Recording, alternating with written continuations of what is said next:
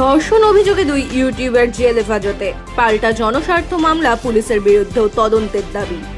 উত্তর 24 পরগনার হাড়োয়া থানার মোহনপুর গ্রাম পঞ্চায়েত এলাকায় কলকাতা পুলিশের এক কনস্টেবলের নাবালিকা মেয়েকে ধর্ষণের অভিযোগে 2 ইউটিউবার, একজন বাবা ও তার ছেলেকে গ্রেফতার করে আদালতের নির্দেশে জেল হেফাজতে পাঠানো হয়েছে। এবার এই ঘটনার মোড় ঘুরল নতুন এক অভিযোগে। হাইকোর্টের আইনজীবী সঙ্গীতা দাস জনস্বার্থ মামলা দায়ের করে জানিয়েছেন, ঘটনার নিরপেক্ষ তদন্তের স্বার্থে অভিযোগকারী পুলিশ কর্মীকেও আপাতত দায়িত্ব থেকে বিরত রাখা হোক। তার দাবি, এই ঘটনায় ভিকটিমের পরিবারের ভূমিকা নিয়েও তদন্ত হওয়া উচিত। আইনজীবীর বক্তব্য অনুযায়ী নাবালিকার সামাজিক মাধ্যমে তৈরি বিভিন্ন ভিডিও এবং রিলস ঘিরে প্রশ্ন উঠেছে।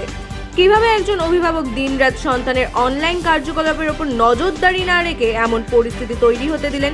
তিনি বলেন, যদি ধর্ষণের অভিযোগ সত্যি হয়, অভিযুক্তদের কঠোর শাস্তি হওয়া উচিত, কিন্তু পাশাপাশি পরিবারের পক্ষ থেকেও যদি কোনো অবহেলা বা বেআইনি কর্মকাণ্ড ঘটে থাকে, তাও খতিয়ে দেখা জরুরি। এই প্রসঙ্গে পুলিশ সূত্রে জানানো হয়েছে, প্রাথমিকভাবে ধর্ষণের অভিযোগের তদন্ত চলছে। অন্য কোনো অভিযোগ বা পাল্টা অভিযোগ হলে তাও আইন অনুযায়ী বিবেচনা করা হবে।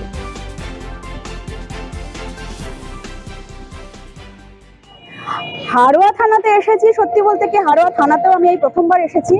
আর হাড়োয়া থানাতে যে কমপ্লেনটা করবার উদ্দেশ্যে এসেছি, কিছুদিনই হলো, মাত্র কয়েকদিন হলো 2জন ইউটিউবারকে অ্যারেস্ট করা হয়েছে। এখানেই একটা এফআইআর হয়েছিল এবং তার থেকে একটা কেস হয়েছে এবং সেখান থেকে 2জন ইউটিউবারকে অ্যারেস্ট করা হয়েছে।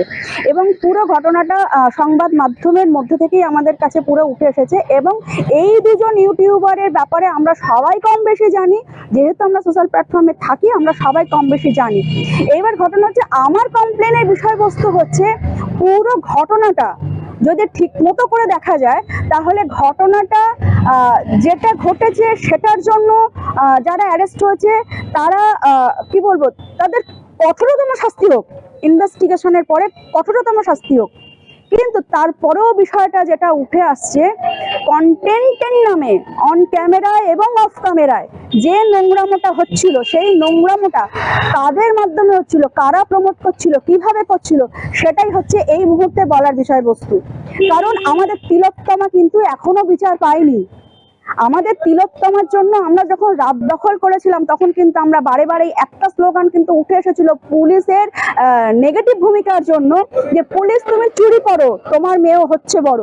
কিন্তু আজকে যখন পুলিশ কর্মীর মেয়ে যখন ধর্ষিতা, সেটাই যখন কমপ্লেন, এবং সেটা নিয়ে যখন এত মাতামাতি শুরু হয়ে গেছে যে পুলিশ কর্মীর মেয়ে, কেন পুলিশ কর্মীর মেয়ে রাতারাতি সে তার যে শাস্তি সুলভ বিষয়টা উঠে আসছে। কারণ কিনা তখন আর সময় লাগলো না যে কে দোষ করেছে কে না দোষ করেছে, কিন্তু আমাদের তিলোত্তমা অভয়দের মাথার উপরে কোনো পুলিশ কর্মী নেই বলে, ছাতা নেই বলে, তাদের কোনো প্রশাসনিক হাত নেই বলে তারা বিচার পাবে না। তো সেইখান থেকে একজন পুলিশ কর্মী হয়ে কি করে নাবালিকা মেয়েকে অন প্ল্যাটফর্মে এই ধরনের ব্যবসায় নামিয়ে দিতে পারে? কারণ বিষয়টা উঠেই এসেছে, একদম জলের মতো করে পরিষ্কারভাবে উঠে এসেছে যে কন্টেন্টের নামে ভিডিও বানানোর জন্য পয়সা নিয়ে ভিডিও বানানো হতো। শুধু যে ভিউজ থেকে ইনকাম হতো তা কিন্তু নয়, ভিডিও করতো, টাকা নিত, টাকার বিনিময়ে ভিডিও করতো। Give and take policy. শুধু যে আমি কন্টেন্ট করছি, শুধু যে আমি ভিডিও বানাচ্ছি, শুধু যে আমি পোস্ট করছি, সেখান থেকে ভিউজ নিচ্ছি এবং ইনকাম করছি, তাও নয়। ভিডিও বানাচ্ছি, টাকা নিচ্ছি, এবং সেই ভিডিও লাস্ট মুহূর্তে যেটা সামনে উঠে এসেছে কম্প্রোমাইজে হতো। কারণ এই ধরনের ভিডিও করলে, এই ধরনের ছবি তুললে বা এই ধরনের কন্টেন্ট ক্রিয়েট করলে তবে ভাইরাল হওয়া যাবে। ভাইরাল হওয়ার নেশায় আর ভাইরাল হওয়ার প্রলোভনে সে দিনের পর দিন কম্প্রোমাইজ করে গিয়েছে। তাহলে একই অপরাধের অপরাধী তো তারাও, যারা আজকে অ্যারেস্ট হয়েছে তারা যেমন অপরাধী, ঘৃণ্যতম অপরাধী। যারা কম্প্রোমাইজ করলো, যে কম্প্রোমাইজ করলো, সেও তো অপরাধী। মাইনর বলে মাপ পেয়ে যাবে? 18 বছর হয়নি, একদিন কম হলো তো অফিসিয়ালি সে তাকে মাইনরই ধরা হবে, তাই না? তাকে নাবালিকাই ধরা হবে। তাহলে সে যে দিনের পর দিন যে কম্প্রোমাইজ করলো, তার কোনো অপরাধ নেই, তার কোনো শাস্তি নেই। এবং সে মাইনর, ধরে নিলাম সে মাইনর, সে জানতো না, তার বাবা একজন পুলিশ কর্মী, সম্ভবত কলকাতা পুলিশেই উনি আছেন, যেটা আমি আজকে থানা থেকেও জানলাম। এবং তিনি একজন পুলিশ কর্মী হয়ে তিনি তার নাবালিকা মেয়েকে দিনের পর দিন তিনি রাস্তায় ছেড়ে দিলেন, বাইরের পর পুরুষের সঙ্গে ছেড়ে দিলেন, অন্য পুরুষের সঙ্গে ছেড়ে দিলেন, এবং সে দিনের পর দিন সে রাত করে ঘরে ঢুকছে, রাত করে সবকিছু করছে এবং গিভ অ্যান্ড টেক পলিসিতে সে ভিডিও বানাচ্ছে। তাহলে তো এটা এক ধরনের অনলাইন প্ল্যাটফর্মকে ব্যবহার করে ব্যবসা করে যাচ্ছে, এবং সেই ব্যবসাটা কি ব্যবসা সেটা নিশ্চয়ই বলতে অপেক্ষা লাগে না, সেটা সবাই বুঝতে পারছে যেটা কি ব্যবসা চলছিল। তো পুলিশ প্রশাসনের থেকে নাবালিকা কন্যাকে দিয়ে উনি অনলাইন প্ল্যাটফর্মে ব্যবসা করবেন, সেটা তো মেনে নেওয়া যাবে না।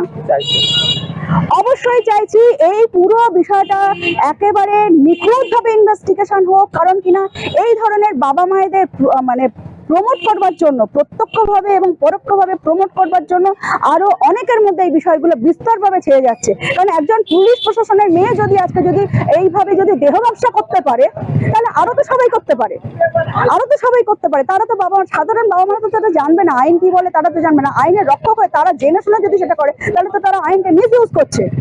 কারণ যখনই তাদের স্বার্থে ঘা লাগলো তখনই তারা ধর্ষণের মামলা দিয়ে দিল। ঠিক আছে, ধর্ষণ যদি হয়ে থাকে ধর্ষণের শাস্তি পাবে, কিন্তু যে কম্প্রোমাইজ করছে, যারা কি বলবো নাবালিকা হিসাবে, আমি যদি জানতাম যে নাবালিকা কন্যা বা নাবালিকা মেয়ে এই সেকশনটাকে খুব সুন্দরভাবে কাজে লাগাতে পারবে, আমার যখনই স্বার্থে ঘা লাগলো আমি তখনই এই সেকশনটাকে লাগিয়ে দিলাম। অথচ আমি দীর্ঘদিন ধরে কম্প্রোমাইজ করে গেলাম।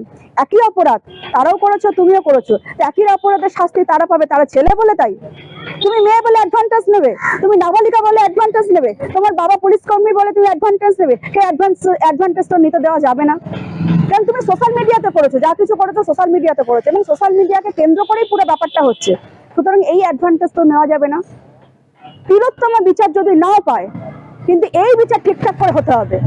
এবং আমার দাবি আমি রেখেছি এই পুলিশ কর্মীকে সেই ততক্ষণের জন্য সাসপেন্ড করতে হবে যতক্ষণ না পর্যন্ত পুরো ব্যাপারটা ইনভেস্টিগেশন হচ্ছে। আপনি কি কলকাতা হাইকোর্টে মামলা করবেন? অলরেডি তো মামলা হয়ে আছে, আর এই বিষয়টাতে আমাকে এখান থেকে যথেষ্ট আমাকে পজিটিভ বার্তাই দেওয়া হয়েছে। এখন এইটার উপরে ডিপেন্ড করে হবে সেটা কলকাতা, এটা জুরিসডিকশনের তো একটা ব্যাপার রয়েছে। এবার সেই জুরিসডিকশন অনুযায়ী আমার হাইকোর্টে হবে কি বসিরহাট কোর্টে হবে সেটা আমি এই মুহূর্তে বলতে পারছি না, কিন্তু যে জুরিসডিকশনই হোক আমাকে যেখানে এগোনো আমি সেখানে এগোবো।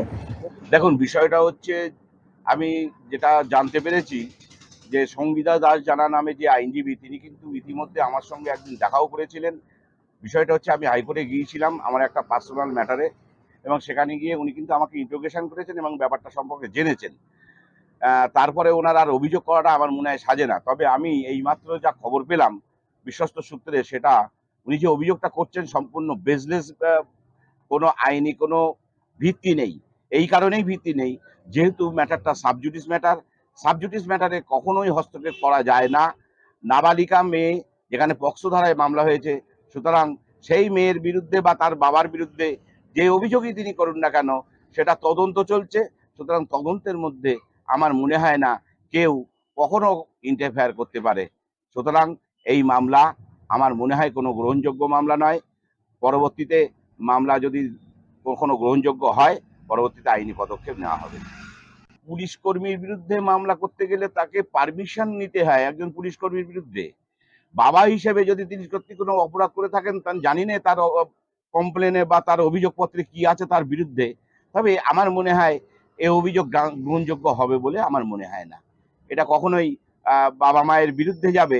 একটা নাবালিকা মেয়ে একটা ক্ষতিগ্রস্ত হয়েছে, একটা ঘটনা ঘটেছে, আর তার বিরুদ্ধে বাবা নামে কমপ্লেন হবে, এটা ঠিক আইনযোগ্য নয়। ভবিষ্যতে যদি আইনি পদক্ষেপ নেন, আইনি পদক্ষেপে আমরাও দেখব।